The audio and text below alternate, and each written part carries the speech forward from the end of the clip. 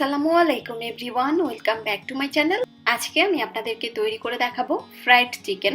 তবে আজকের ফ্রাইড চিকেনটা আমি তৈরি করে দেখাবো একদম ঘরে থাকা সাধারণ কিছু মশলা দিয়ে, কোনো ধরনের স্পেশাল মশলা ছাড়াই ঘরে থাকা সাধারণ কিছু উপকরণ দিয়ে কিভাবে এরকম রেস্টুরেন্টের মতো পারফেক্ট ফ্রাইড চিকেন তৈরি করবেন সেই রেসিপিটাই আপনাদের সাথে আজকে আমি শেয়ার করব। আশা করছি আপনাদের ভালো লাগবে। তো চলুন দেখে নেওয়া যাক কিভাবে এই মজাদার ফ্রাইড চিকেনটা তৈরি করতে হয়। এখানে আমি আধা কেজি পরিমাণ চিকেন নিয়ে নিয়েছি এবং চিকেনটা আমি স্কিন সহ নিয়েছি। সাধারণত ফ্রাইড চিকেনের জন্য কিন্তু স্কিন সহই চিকেনটা ব্যবহার করা হয়, এতে করে ফ্রাইড চিকেনটা খেতেও টেস্টি হয় এবং এর মধ্যে চিকেনের যে জুসিনেসটা সেটাও বজায় রাখে।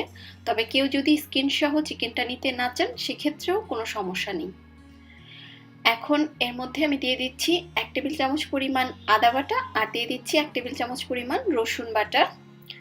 দিচ্ছি এখানে আমি 1 টেবিল চামচ পরিমাণ লাল মরিচের গুঁড়া, তবে আপনি আপনার টেস্ট অনুযায়ী ঝালটা বাড়িয়ে কমিয়ে নিতে পারবেন। এখন এর মধ্যে আমি দিয়ে দিচ্ছি 1 চা চামচ পরিমাণ গরম মশলার গুঁড়া। এটা বাজার থেকে কিনে আনা গরম মশলার গুঁড়া, যে কোনো ব্র্যান্ডেরটা ব্যবহার করলেই হবে। এখন এর মধ্যে আমি দিয়ে দিচ্ছি 1 টেবিল চামচ পরিমাণ লাইট সয়া সস। সয়া সসটা যদি হাতের কাছে না থাকে সেক্ষেত্রে না দিলেও হবে, তবে দিলে টেস্টটা বেশি ভালো আসে। স্বাদ মতো কিছুটা লবণ দিয়ে দিলাম এবং লবণটা একটু বুঝে দিবেন, কারণ সয়া সসে কিন্তু বেশ ভালোই লবণ থাকে। এবার এই সব কিছুকে খুব ভালোভাবে একত্রে মেখে নিতে হবে। মশলার সঙ্গে চিকেনের টুকরোগুলো খুব ভালোভাবে মেখে নিতে হবে এবং এই চিকেনের টুকরোগুলোকে এখন আমি 2 ঘন্টার জন্য এভাবেই ম্যারিনেট করে রেখে দিব। আপনার হাতে যদি সময় বেশি না থাকে সেক্ষেত্রে চেষ্টা করবেন 1 ঘন্টার মতো ম্যারিনেট করে নেওয়ার জন্য। আসলে চিকেনটা যত সময় ধরে ম্যারিনেট হবে এর ভিতরে ততটা ভালোভাবে মশলাগুলো ঢুকতে পারবে। এখন চিকেনটা একটা সাইডে ম্যারিনেট হওয়ার জন্য রেখে দিচ্ছি।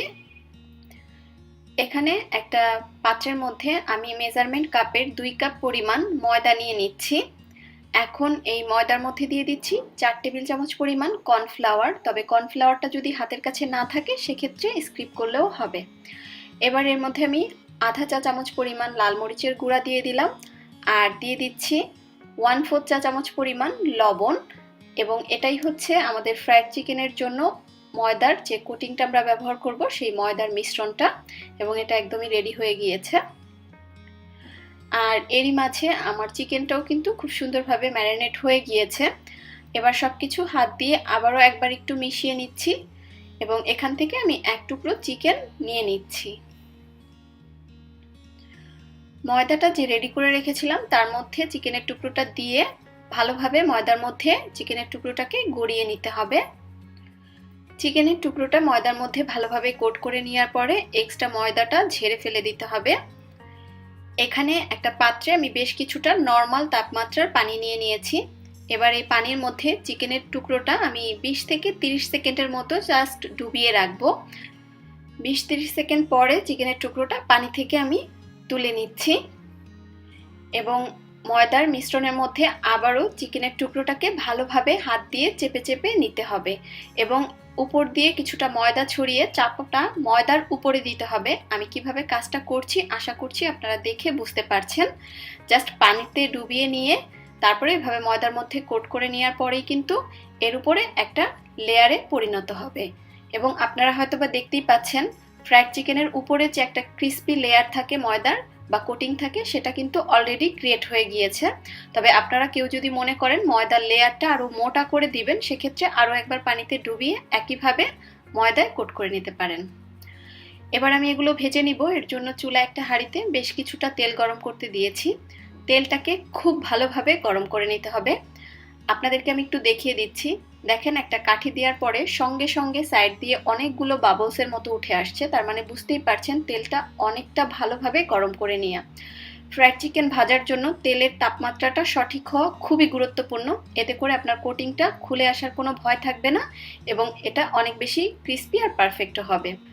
আর তেলটা অনেক বেশি গরম থাকার কারণে এটা কিন্তু পুড়ে যাওয়ারও কোনো ভয় নেই, কারণ আপনি যখন চিকেনগুলো তেলের মধ্যে দিবেন অটোমেটিকলি তেলের তাপমাত্রাটা কিন্তু অনেকটাই ডাউন হয়ে যাবে। আর তেলটা প্রথমে ভালোভাবে গরম করে নিয়ে দেন চিকেনগুলো ছাড়ার আগে চুলার আঁচটা মাঝারি থেকে একটু কম করে দিবেন, তাহলেই কিন্তু আর কোনো টেনশন থাকলো না। আর দেখতেই পাচ্ছেন যে তেলটা অনেক বেশি গরম হওয়ার কারণে উপরে একটা বুদবুদের মতো সৃষ্টি হয়েছে, এবং এর কারণে কিন্তু এই উপরের যে কোটিংটা সেটাও অনেকটা সুন্দর মতো খুলে আসবে, এটা একটা আরেকটার সঙ্গে লেগে থাকবে না।